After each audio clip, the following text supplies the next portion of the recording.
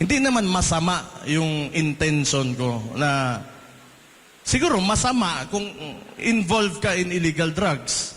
But, you know, for the people na ayaw nila na kumain ng sabo yung anak nila, yung kapatid nila, ayaw nila mag-shrink yung utak, bakit, why is it an issue for them? Itong DILG.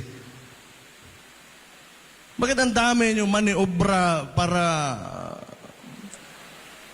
Pakialam nyo ba kung yan yung platform ng Davao City? Ayaw namin talaga ng droga.